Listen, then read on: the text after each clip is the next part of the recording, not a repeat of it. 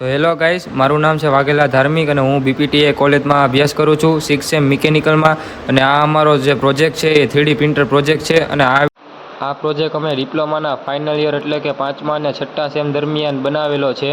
અને આનું actual costing છે તે 14,000 છે. અત્યારે આજે તમને બતાવી રહ્યું છે અમારું મોડલ છે કે જેમાં કેટલા પાર્ટ્સ હોય અને કયું મોડલ હોય. આ અમારું જે આ સ્ટીકર છે એ અમે અમારા પ્રિન્ટરમાં જ તે બનાવ્યું છે. અને એ જે એમાં જે નામ છે એ અમારા ગ્રુપના જ છે કે જેણે અમારા ગ્રુપમાં પ્રિન્ટર બનાવવામાં મદદ કરી છે. આ અમારો પાર્ટ છે કે જેમાં સ્ટેપર મોટર 3 જગ્યાએ વપરાયેલી છે. આમાં 3 મોશન હોય છે, X, Y અને Z. એમાં આ જે અત્યારે બતાવી રહ્યું છે એક્સટ્રુડર છે જેમાં 2 ફેન છે અને એ X ડાયરેક્શનમાં મૂવ કરે છે. આ નીચે જે બતાવે છે એ બેડ છે જેના નીચે ચારે ખૂણે એક વ્હીલ્સ હોય છે. આ વ્હીલ્સ જે છે જેનું કામ છે બેડનું લેવલિંગ કરવું, તેને ક્લોકવાઇઝ કે એન્ટી ક્લોકવાઇઝ દિશામાં લેવલ કરીને એને અપ કા ડાઉન કરીને બેડનું લેવલ લઈ શકાય છે.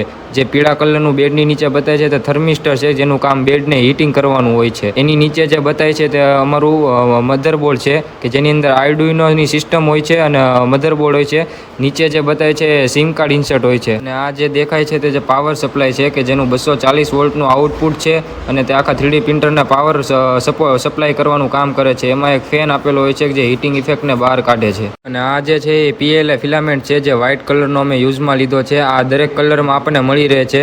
આ જે અમે PLA છે એ ઇન્સર્ટ કર્યો વ્હાઇટ ટ્યુબમાં કે જે વ્હાઇટ ટ્યુબમાં થઈને નીચે એક્સટ્રુડરમાંથી નીકળશે. અને આ પ્રિન્ટરની સ્વિચ ઓન કરતાં ડિસ્પ્લે સ્ક્રીન શરૂ થાય છે જેની અંદર આપણને પ્રિન્ટરના બધા રીડિંગ બતાડે છે કે X, Y અને Z દિશાના કોર્ડિનેશન બતાડે છે.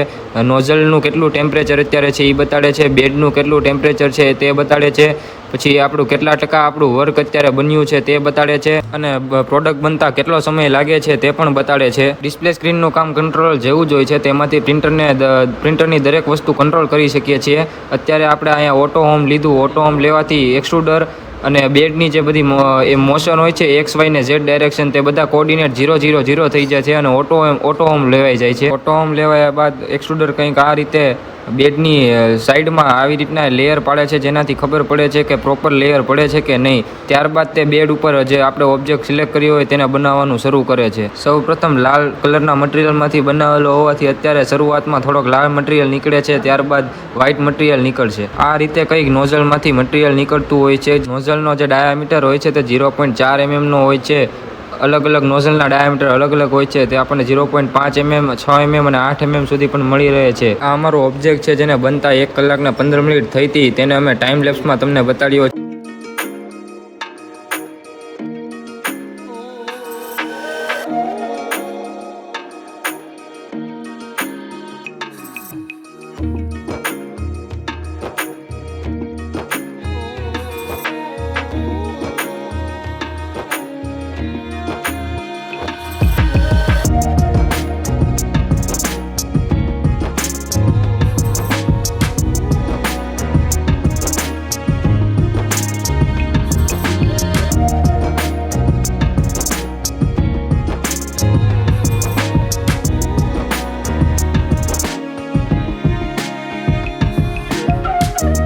અને આ મોડલમાં અંદર PLAની ફીડિંગ સિસ્ટમ બતાડે છે કે મટીરિયલ કઈ રીતના અંદર એડ થાય છે.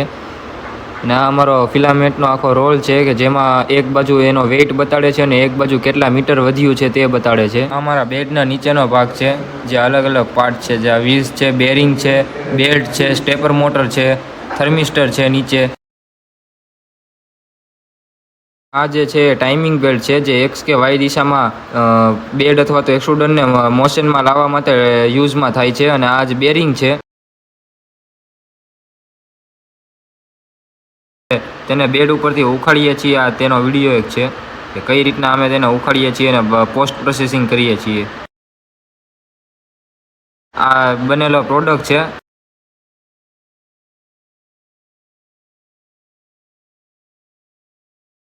આ જે એક ફોટો છે તે અમે અમારું ઓબ્જેક્ટ બનાવતી વખતે અમે જે પ્રોબ્લેમ ફેસ કરી હતી તેનો છે.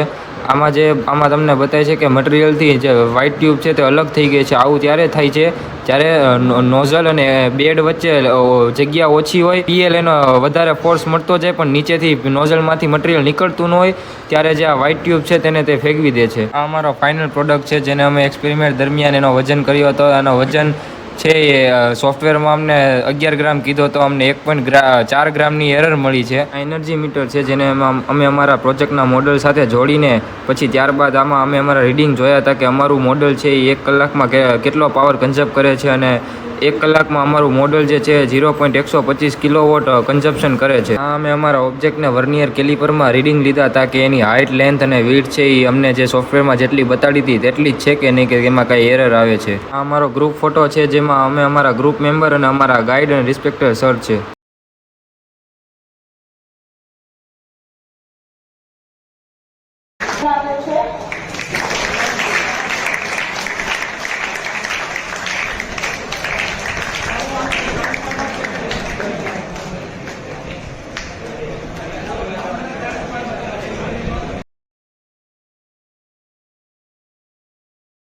Thank you for watching this video.